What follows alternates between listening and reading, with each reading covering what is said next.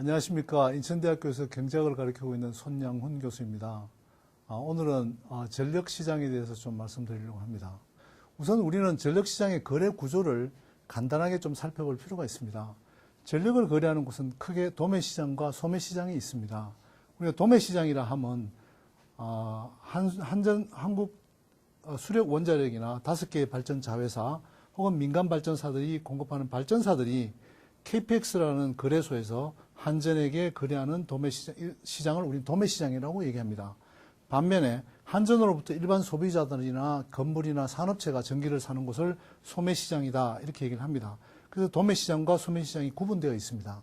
그런데 도매시장은 한계 비용 방식으로 거래를 한다 이렇게 얘기를 하고 있고요. 소매시장은 평균 비용 방식으로 원가에 얼마를 보태서 이익을 보전해 주는 방법으로 거래를 하고 있습니다. 그 차이에 대해서 좀 생각해 보도록 하겠습니다. 왜 도매시장은 S&P로 결정하는가 하는 말씀을 좀 드리고 싶습니다. 도매시장은 해당 시간에 가동되는 가장 비싼 발전기의 변동비를 얘기하는 S&P를 기준으로 하여 거래 가격을 정합니다. 왜 그럴까요? 그 점에 대해서 좀 이해하는 것이 전력시장을 이해하는 데 굉장히 중요한 요소입니다. 우리가 간혹 시장에 반대하는 많은 주장들을 접하게 되는데요. 그 주장을 요약해보면 이런 겁니다. 한전은 소비자에게 받는 요금은 정부가 규제해서 일정 양으로 정해져 있거나 너무 낮은데 발전시장에서 전기를 구입할 때는 높은 가격을 주고 사고 있습니다. 그래서 원가보다 싼 가격에 팔기 때문에 한전은 적자를 보고 있다고 주장을 합니다.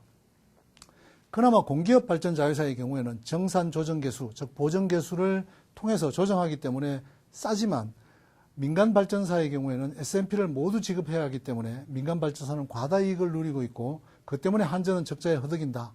이런 주장을 하는 사람들이 많이 있습니다. 그렇다면 도대체 왜 이런 제도를 왜 하는 것일까요? 이게 잘못된 제도를 우리가 잘못된 제도라면 이걸 도입한 이유가 있을 텐데 그 이유가 뭔지에 대해서 이해하는 것이 굉장히 중요합니다. 왜 그럴까 하는 문제에 대해서 한번 생각해 보도록 하겠습니다. 우리가 이 문제를 정확하게 이해하려면 한계 비용 원리, 즉 마지널 코스트 프라이싱이라는 게 뭔가 하는 걸 이해하는 것이 좀 필요합니다. 아주 초보적인 수준에서도 충분히 이해할 수 있는 내용입니다.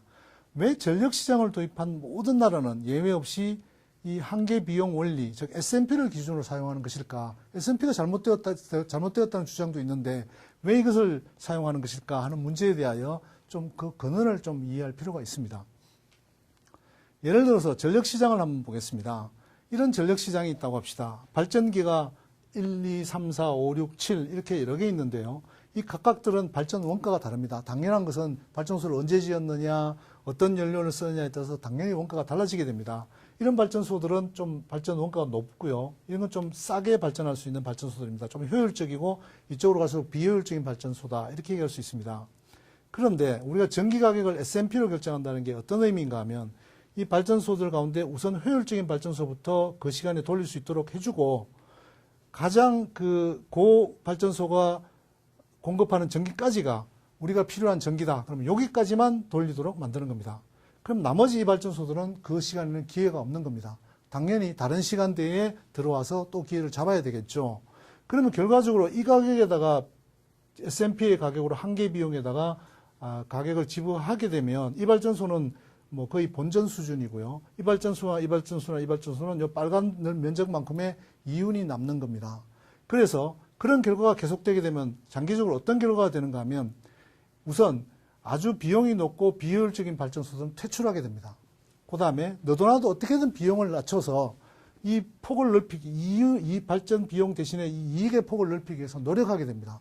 뿐만 아니라 신규 발전소들이 나도 효율적인 발전소를 들고 이 시장에 들어가야겠다 하고 들어오게 됩니다. 그런 일이 경쟁적으로 계속 들어오게 되면 기존의 발전소 가운데 아주 비효율적인 발전소들은 퇴출되게 됩니다.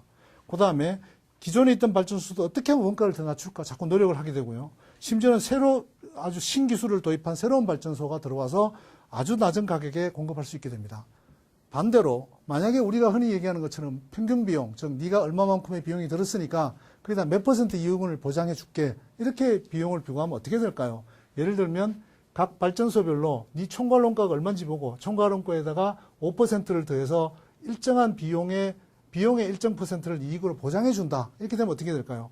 비효율적인 발전소도 있고 효율적인 발전소도 있는데 각각의 비용에다가 몇 %의 이윤을 보장해 주게 되면 사실은 놀랍게도 비효율적인 발전소일수록 더 많은 이익을 누리게 됩니다. 뿐만 아니라 너도나도 지금 이 상태에서 아주 비효율적인 발전소도 퇴출할 이유가 없고요. 새로 아주 효율적인 발전소 들을 유인이 없게 됩니다. 왜냐하면 이익이 너무 얇기 때문입니다. 이게 계속되게 되면 어떤 일이 벌어지는가 하면 너도나도 비용을 많이 올리면 올릴수록 이득이 됩니다. 예를 들어서 원가를 싼 연료를 사오려고 노력도 하지 않게 되고요. 그다음에 경영을 효율적으로 할 인센티브도 없어지게 되고 인건비도 자꾸 올라가게 됩니다. 그렇게 되면 점점 비용이 올라가서 시간이 지나게 되면 놀랍게도 이 평균 비용은 자꾸 올라가는 구조를 갖고 있습니다. 이게 바로 전력시장에서 공기업 체제, 독점 체제의 문제라는 겁니다. 우리가 평균 비용을 가지게 되면은 시간이 가면 갈수록 너도나도 비용을 올리는 방법. 예를 들어서 많은 야유회도 가고 인건비도 올리고 노조가 계속 임금을 올려달라고 얘기하고 또 아주 비효율적인 설비도 구하고 연료도 아주 비싸게 사와도 되는 그런 발전 사업이 되게 되면 장기적으로 우리나라 발전 설비는 점점 비효율적으로 가게 된다는 겁니다. 뿐만 아니라 에너지도 우리가 아는 것과 달리 굉장히 큰 변화가 오고 있습니다. 새로운 형태의 새로운 기술이 들어와야 되는데 신기술이 들어올 수 있는 여지가 전혀 없게 됩니다. 왜? 이런 아주 구닥다리의 비효율적이며 잘못된 경영을 하고 있는 발전소가 여전히 이익을 남기게 되면 그런 변화가 시장에 오지 않게 되는 겁니다. 그래서 우리는 평균 비용으로 가격을 결정하는 것보다 한계 비용으로 가격을 결정하는 게 옳다. 그게 경제학 원리다 하는 주장을 하는 것입니다. 한계 비용 방식에 의해서 시장 가격이 결정되어야지 우선 단기와 장기로 나눠보겠습니다. 단기적으로 주어진 전원 구성하에서 가장 낮은 연료비로 발전 공급이 가능합니다. 왜냐하면 한계 비용을 했을 때만이 비효율적인 발전소보다 효율적인 발전소를 위주로 가동을 하게 됩니다. 장기적으로는 최적 전원 구성 달성을 위해서 비용 최소화가 가능하다는 것이 전력산업의 일반적인 이론입니다. 이런 일들이 계속 반복되어야 새로이 더 효율적인 발전소, 더 싼 연료를 구하려고 국제시장에 나가서 애를 쓴 발전 사업자들이 들어와서 더 낮은 비용으로 공급하게 되고 그게 경쟁하면서 점점 한계 비용을 떨어뜨리는 방식. 이게 바로 우리가 추구하고 있는 시장의 원리라는 것입니다. 전력시장을 한 번 더 다시 살펴보시죠. 어떤 하루가 있는데 1시부터 24시까지 시간이 이렇게 있습니다. 그럼 우리가 전력을 쓰는 방법은 아무래도 밤에는 잠을 자니까 좀 적게 쓰고요. 낮이 되면 이제 출근을 하고 또 열심히 일하다가 점심시간에 조금 쉬었다가 다시 오후 열심히 일하다 이렇게 퇴근하는 이런 구조를 우리는 갖고 있습니다. 이게 하루 동안 일어나는 전력 부하다 이렇게 얘기를 합니다. 그런데 우리 전력 설비는 누클리아, 즉 원자력 설비도 있고 유연탄 설비도 있고 천연가스 설비도 있습니다. 따라서 이 시간대 전기 소비가 적을 때는 이런 설비들을 주로 운영을 하지만 전력 소비가 많을 때는 이 설비를 다 운영하고도 모자라니까 비싼 LNG 발전소를 돌리는 개념입니다. 그래서 S&P를 정하게 되면 여기서 보시는 것처럼 오전 4시, 모든 사람이 잠들어 있을 시간에는 실제로 파워 디맨드라고 해서 전력 수요가 3,320이고요. 반대로 아주 피크 시간대인 15시, 오후 3시에는 5,690입니다.